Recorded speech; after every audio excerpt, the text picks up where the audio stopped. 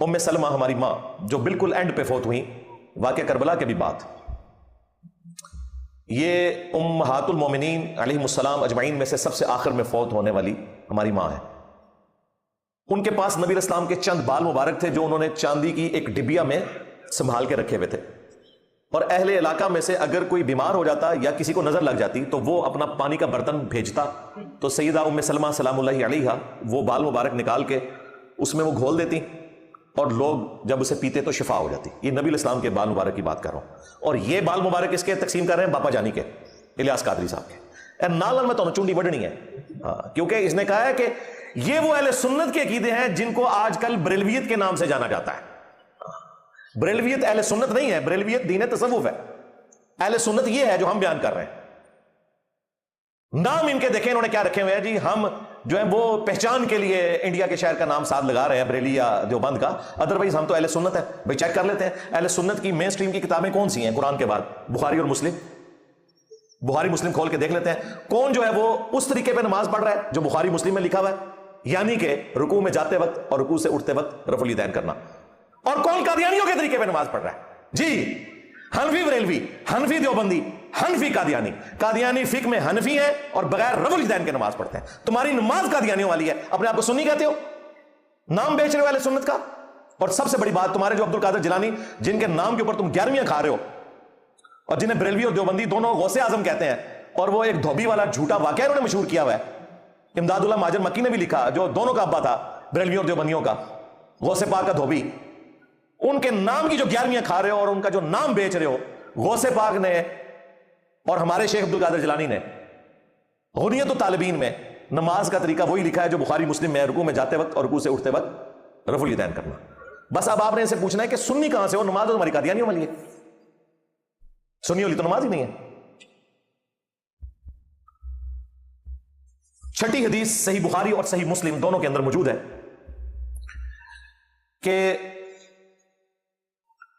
اللہ کے محبوب صلی اللہ علیہ وآلہ وسلم نے حجۃ الوداع کے موقع پر جب حلق کروایا، یعنی اپنے سر کے بال منڈوائے، تو آپ نے اپنے مبارک بال سیدنا ابو طلحہ کو دیے جو حضرت انس بن مالک کے باپ لگتے تھے، کیونکہ ان کی والدہ کے ساتھ انہوں نے نکاح کر لیا ہوا تھا، ام سلیم کے ساتھ۔ ابو طلحہ کو دیے اور کہا کہ ان کو صحابہ کرام میں تبرکن تقسیم کر دو۔ اسی وجہ سے یہ بال مبارک پھر آگے چلے ہیں، لیکن وثوق کے ساتھ آج کسی کے پاس کوئی بال ہے، ہم کہہ نہیں سکتے کہ یہ نبی الاسلام کے بال مبارک ہے، may be may not be, انکار بھی نہیں کریں گے۔ ہاں، جو نسل در نسل ایک میوزیم میں سلسلہ چل رہا ہے، جس طریقے سے ٹرکی کے میوزیم کے اندر نبی الاسلام کا بال مبارک رکھا ہوا ہے، ظاہر ہے وہ بادشاہوں کے ذریعے آگے ٹرانسفر ہوئے ہیں اور بڑے ایک کنٹرول سمجھ لیں انوائرمنٹ کے اندر وہ شفٹ ہوئے ہیں۔ ان کے بارے میں آپ کسی حد تک کہہ سکتے ہیں کہ اس میں کوئی دخل نہیں کہ کوئی اس قسم کی کوئی جھوٹی بات منسوب ہو، پھر بھی ان کے کسی کام کے نہیں ہو بال مبارک۔ اس کی وجہ یہ ہے کہ ان کا یہ کلیم ہے کہ نبی الاسلام کا سایہ نہیں تھا، یہی کہتے ہیں نا۔ تو سرکار پاکستان میں بھی کئی لوگوں نے بال مبارک رکھے ہوئے ہیں، باپا جانی کے پاس بھی ہیں، انہوں نے بقاعدہ ایک الماری رکھی ہے اس میں بال مبارک ہے۔ ان سے ریکویسٹ ہے کہ ذرا کیمرے میں لائیں وہ بال مبارک اور اس کے اوپر ٹارچ ڈالیں اور ہمیں دکھائیں کہ اس کا سایہ ہے یا نہیں ہے۔ اگر سایہ نکل آیا تو تمہارے بقول وہ پھر نبی الاسلام کے بال مبارک نہیں ہے، ٹھیک ہے نا جی؟ صحیح ڈیمانڈ ہے نا میری، یہ تو کہتے ہیں نہیں سایہ تھا۔ اور اگر سایہ نہ نکلے تو ہم بریلوی ہونے کے لیے تیار ہیں، لو سامو، ادروائز اپنے آپ کو جھوٹا ماننا ہے تم نے، یہ تم نے غلط عقیدہ لوگوں کو بتایا تھا۔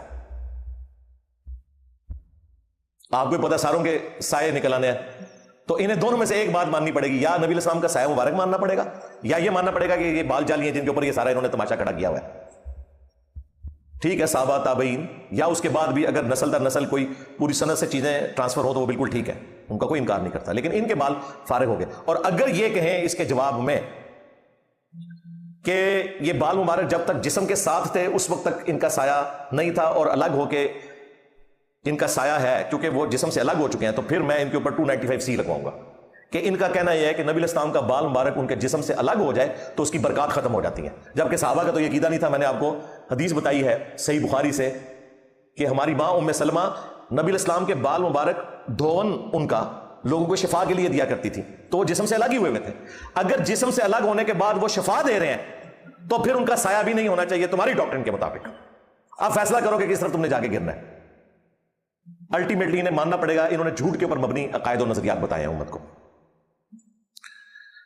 7ویں حدیث صحیح بخاری سے ہے کہ ابن سیرین رحمہ اللہ تابعی ایک دوسرے تابعی تھے عبیدہ، ان کے پاس بیٹھ کے ان کو بتاتے ہیں کہ میرے پاس نبی علیہ السلام کے بال مبارک ہیں جو حضرت انس ابن مالک کے گھر والوں سے ہمیں ملے، کیونکہ انس ابن مالک کے وہ باپ تھے ابو طلحہ جن کا میں نے بتایا، جنہوں نے بال مبارک تقسیم کیے تھے۔ تو وہ دوسرے تابعی کہتے ہیں کہ اللہ کی قسم میرے پاس اگر حضور کا ایک بال بھی ہو تو دنیا اور جو کچھ دنیا میں ہے اس سے بڑھ کر مجھے محبوب ہے صرف ایک بال نبی علیہ السلام کا میرے پاس ہونا۔ وہ تابعی کہتے ہیں، یعنی تابعین میں بھی یہ لیگیسی ٹرانسفر ہوئی ہے، وہ نبی علیہ السلام کے بال مبارک کے حصول کے لیے کوشش کرتے تھے اور اسے فیض کا، تبرک کا ذریعہ سمجھتے تھے۔ الحمدللہ۔ پھر صحیح بخاری میں ہی ایک اور حدیث ہے، حضرت انس ابن مالک، ان کے پاس نبی علیہ السلام کا ایک لکڑی کا پیالہ تھا۔ انس ابن مالک آپ کو پتا بڑے لاڈلے صحابی ہیں، نبی علیہ السلام کی وفات کے بعد 82 سال تک زندہ رہے، 82 ایئرز تک۔ 93 ہجری میں بصرہ میں فوت ہوئے ہیں۔ بصرہ میں سب سے آخر میں جو صحابی فوت ہوئے ہیں وہ انس ابن مالک ہے۔ اور بخاری مسلم میں آتا ہے کہ یہ کہتے ہیں میری عمر 10 سال تھی تو میری والدہ ام سلیم نے مجھے نبی علیہ السلام کی خدمت میں پیش کر دیا کہ یا رسول اللہ یہ چھوٹا بچہ ہے، آپ کے گھر کے کام کاج کر دیا کرے گا۔ تو وہ کہتے ہیں 10 سال کا تھا، حضور کی خدمت میں آیا اور 10 سال حضور کے ساتھ رہا۔ اور ساتھ کیا وضو کروایا کرتے تھے، گھر کا سودا سلف لانا، تھوڑا بہت جو کام نبی علیہ السلام سپرد کرتے تھے وہ کرتے تھے۔ آپ سمجھ لیں ان کے گھر کے ایک اہل البیت کی حیثیت سے تھے انس ابن مالک۔ اور کہتے ہیں کہ میں 10 سال نبی علیہ السلام کو وضو کرواتا رہا، آپ کے ساتھ رہا، آپ کے گھر کے کام کاج کیے میں نے۔ نبی علیہ السلام مجھے کام کے لیے گھر سے باہر بھیجتے تھے تو میں تو چھوٹا بچہ تھا، اب 10 سال کا بچہ، تو کہتے ہیں میں بچوں میں کھیلنا شروع کر دیتا اور وہ کام ہی بھول جاتا۔ کئی بار ایسا ہوا، لیکن کہتے ہیں 10 سالوں میں اللہ کے نبی نے نہ مجھے کبھی کسی بات کے اوپر ڈانٹا اور نہ کبھی کوئی گلا شکوہ کیا۔ زیادہ سے زیادہ ہوا کہ کبھی میں زیادہ لیٹ ہو گیا تو آپ میرے پیچھے آتے اور مجھے بچوں میں کھیلتے ہوئے دیکھتے تو پیار سے بلاتے، انیس، نام تھا انس، انیس بیٹا میں نے تمہیں فلاں کام بھیجا تھا، اچھا یا رسول اللہ میں کرتا ہوں۔ کہتے ہیں بس یہ کبھی ڈانٹا نہیں، کبھی مجھے کوئی برا بلا نہیں کہا۔ کتنے سال؟ 10 سال۔ اور تمہارے جو عبد القادر جیلانی جن کو تم غوث پاک کہتے ہو اور تم نے ہمیں بتایا ہے اور تمہارے باپا جانی نے لکھا ہے، بلکہ ایک چھوٹو مولوی تمہارا جو ہے فرنٹ مین وہ ویڈیو میں بیان کر رہا ہے کہ عبد القادر جیلانی کے مرید نے ایک دفعہ وہ لوٹے کی ٹوٹی جو ہے وہ قبلہ رخ رکھنا بھول گیا تو نگاہ مار کے مرید کو جلا کے راکھ کر دیا۔ شیخ عبد القادر جیلانی کو کچھ لوگ ملنے کے لیے آئے تو جب ان کے پاس پہنچے تو ان کا ایک جو غلام تھا اس نے لوٹا جو رکھا تو لوٹے کی ٹوٹی قبلہ کی طرف نہیں کی، تو شیخ عبد القادر جیلانی غوث پاک سرکار رضی اللہ تعالیٰ عنہ کو اس پر ملال ہوا، تو آپ نے جلال سے اس کی طرف دیکھا تو وہ آپ کی نگاہ کی تاب نہ لاتے ہوئے جاں بحق ہو گیا۔ اندازہ کریں توڑا بابا ہوئے 302 لگ دیجئے ہوتے تھے، قتل ناحق کیا ہے اور یہ دنیا کی سزا ہے، آخرت میں ہمیشہ کی جہنم ہے قتل ناحق کے لیے مومن کے۔ سورۃ النساء پڑھ کے دیکھ لیں۔ قتل ناحق، کیا اسلام میں لوٹے کی ٹوٹی قبلہ رخ نہ ہو تو اس کی سزا قتل ہے؟ کہتے نہیں وہ قتل کے ارادے سے نہیں کیا تھا۔ اچھا جی، تھوڑے بزرگوں کو تو سب کچھ پتا ہوتا ہے کہ آگے کیا ہونے والا ہے۔ یہ ہالی ووڈ کی فلمیں جو آپ کو نظر آتی ہیں نگاہ مار کے وہ شوائیں نکالتے ہیں، یہ انہوں نے ان کے بابوں سے لیے ہوئے سارے واقعات۔ اور بابے صرف نگاہیں مار کے نا، صرف نگاہیں مار کے مرید جلاتے تھے۔ آج تک کسی بابے نے یوٹیوب کے اوپر جو رسول اللہ کی شان میں گستاخانہ ویڈیوز ہیں نا وہ نگاہ مار کے ڈیلیٹ نہیں کی۔ وہ بابا خادم رضوی صاحب کہتے تھے نا کہ جی امام مالک فرماندے نے امت مر جائے کہ نبی دی گستاخیاں ہو رہی ہیں اور امت کچھ نہیں کر۔ امام مالک فرماندے تھے پھر امت زندہ کیوں ہے؟ پھر مر جائے ساری، پھر مر جائے ساری۔ پوری عالم اسلام اس وقت یا تو مر جائے، یا تو مر جائے سارا عالم اسلام، یا پھر حضور کی عزت پر پہرا دے۔ بس دو باتوں میں سے ایک بات ہے، بس یا سارا اکٹھا ہو کے مر جائے تو یا پھر فرانس کو جواب دے۔ میں کہتا ہوں بابا رک جا، تیرے بابے مر جان، پہلے غوث کتب ابدال مر جان، تیرے سارے ٹومی مر جان۔ کیا انہوں نے اپنے نبی کا کلمہ نہیں پڑھا ہوا؟ ان کا کام نہیں تھا کہ گستاخیاں ہو رہی ہیں تو وہ ڈیلیٹ کرتے؟ اگر تم کہہ رہے ہو کہ امام مالک کہہ رہے ہیں کہ امت مر جائے کہ نبی کی گستاخیاں ہو رہی ہیں اور وہ روک نہیں رہے، تو پہلے وہ بابے کیوں نہیں مر جاتے جو کل تک نگاہیں مار کے اپنے مریدی جلاتے تھے؟ وہ کدھر مر گئے؟ اس کا مطلب کہانی سی سب۔ اب کوئی یہ کہے نا کہ امام مالک فرماندے نے امت مر جائے، اس کے بعد کہیں گے نہیں وہ اللہ تعالیٰ کیوں نہیں کرتا؟ وہی اللہ تعالیٰ نے تو امت کے حوالے کیا ہوا ہے، اللہ نے تو کہیں نہیں کہا کہ میں نے کرنا ہے، اللہ نے تو امت کے حوالے کیا ہوا ہے۔ اللہ نے تو حسین ابن علی کو بھی شہید ہوتے دیکھا ہے۔ دنیا بقدر ایفٹ ہے، دنیا بقدر آزمائش ہے۔ اللہ نے تو یزید پلید کے دور میں خانہ کعبے کے اوپر بھی چڑھائی ہوتے ہوئے دیکھی ہے۔ وہ ابرا کا لشکر ایک ہی دفعہ ہلاک ہوا تھا، اس کے بعد یہ آزمائشیں آتی رہی ہیں۔ تمہارا دعویٰ ہے کہ یہ بزرگ جو ہے نا دنیا کا نظام چلا رہے ہیں۔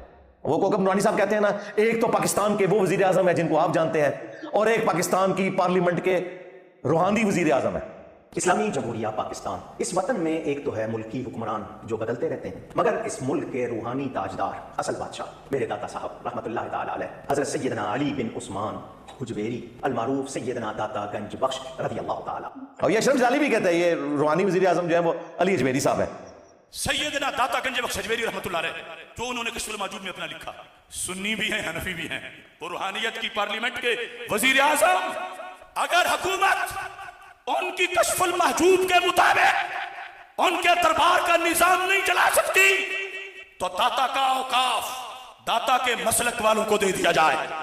یا تو داتا کا اوقاف ہمارے سپرد کرو، یا پھر داتا گنج بخش کی مسجد کا خطیب امام سے لے کر پاپوش پہ بیٹھنے والے تک وہ بھرتی ہوگا جو کشف المحجوب کے عقیدے پہ دستخط کرے گا. وہ بھرتی ہوگا جو کشف المحجوب کے عقیدے پہ دستخط کرے گا. وہ بھرتی ہوگا جو کشف المحجوب کے عقیدے پہ دستخط کرے گا. جن کے دربار پہ 120 روپے آپ کو جوتی کے ٹوکن پہ دینے پڑتے ہیں ورنہ واپسی پہ آپ کو جوتی بھی نہ ملے. میں پہلے کہنا سر بزرگوں سے کوئی وہ تھے چیز چوری کر لیتے انا ہو جاتا ہے اور کمائی کا اڈا بنایا ہوا ہے. تو بزرگ تو نگاہ مار کے اپنے مرید چلاتے رہے. وہ مرید جو اس لیے بیعت ہوئے تھے کہ اپنی آخرت بچاتے ہیں، وہ بچارے اپنی جان سے بھی گئے، اپنی آخرت سے بھی گئے اور بابے کی آخرت بھی لے گئے کیونکہ بابے نے قتل نہ حق کیا. ان کے بابوں نے کسی کا ایمان کیا بچانا تھا، اپنا ایمان بھی مرید کی وجہ سے چلا گیا. لوزانو. اور یہ میں ساری باتیں اس لیے کروں کہ ان کا یہ عقیدہ ہے. ہمیں کوئی عبدالقادر جیلانی سے نہ دشمنی ہے نہ کوئی ہمدردی ہے، ان کا معاملہ اللہ کے سپرد، لیکن ان کا کلیم ہے تو ہم ان کو ان کے کلیم کے مطابق تو جواب دیں گے نا.